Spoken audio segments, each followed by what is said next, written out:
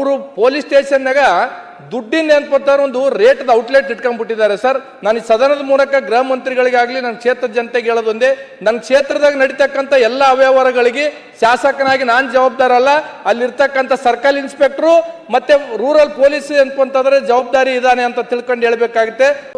ಯಾದಗಿರಿ SP-ನ ಒಳ್ಳೆ SP-ನ ಕೊಟ್ಟಿದ್ರು, 6 ತಿಂಗಳು ಒಳ್ಳೆ ಕೆಲಸ ಮಾಡಿದ್ದಾರೆ.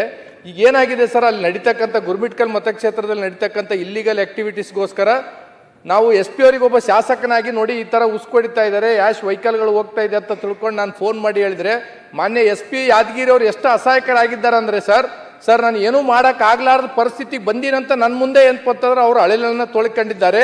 ಅದನ್ನ ಮಾನ್ಯ DGP ಅವರಿಗೂ ಹೇಳಿದೀನಿ, ಮತ್ತೆ ಮಾನ್ಯ ಗೃಹ ಮಂತ್ರಿಗಳಿಗೂ ಹೇಳಿದ್ದೀನಿ. ಗುರ್ಮಿಟ್ಕಲ್ ಮತಕ್ಷೇತ್ರದಲ್ಲಿ ಗುರ್ಮಿಟ್ಕಲ್ ಪೊಲೀಸ್ ಸ್ಟೇಷನ್ ಆಗ್ರಿ, ಯಾದಗಿರಿ ರೂರಲ್ ಪೊಲೀಸ್ ಸ್ಟೇಷನ್ ನಲ್ಲಿ ಇದಕ್ಕಿಂತ ಮುಂಚೆ ಅವ್ಯವಹಾರ ಆದ್ಮೇಲೆ ತಾವೇ ಏನ್ಪಂದ್ರೆ ಒಬ್ಬ ಸರ್ಕಲ್ ಇನ್ಸ್ಪೆಕ್ಟರ್ನ ಟ್ರಾನ್ಸ್ಫರ್ ಮಾಡಿಸಿರ್ತಕ್ಕಂಥದ್ದು ಈ ಸದನದಲ್ಲಿ.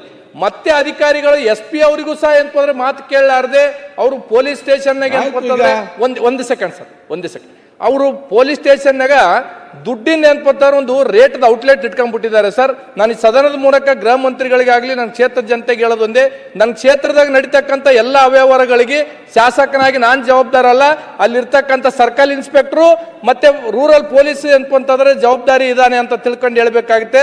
ಗೃಹ ಮಂತ್ರಿಗಳಿಗೆ ಏನ್ಪಂದ್ರೆ ಹೇಳೋದು ಒಂದೇ ಸರ್, ಯಾದಗಿರಿ SP ಅಸಹಾಯಕರಾಗಿದ್ದಾರೆ, ನಾನು ಎಲ್ಲಿ ಟ್ರಾನ್ಸ್ಫರ್ ಮಾಡ್ತಾರೆ ಅಂತ ತಿಳ್ಕೊಂಡು ಮೊದಲೆಲ್ಲ ಇಲ್ಲಿಗಲ್ ಆಕ್ಟಿವಿಟೀಸ್ ಸ್ಟಾಪ್ ಮಾಡಿದ್ರು, ಈಗ ಏನ್ಪಂತಂದ್ರೆ ಯಥಾತೀತವಾಗಿ ನಡೀತಾ ಇದೆ. ದಯಮಾಡಿ ಇದಕ್ಕೆ ಗೃಹ ಮಂತ್ರಿಗಳ ಕಡಿವಾಣ ಹಾಕ್ಬೇಕಂತ ತಮ್ಮ ಮುಖಾಂತರ ಮನವಿ ಮಾಡ್ತೀವಿ.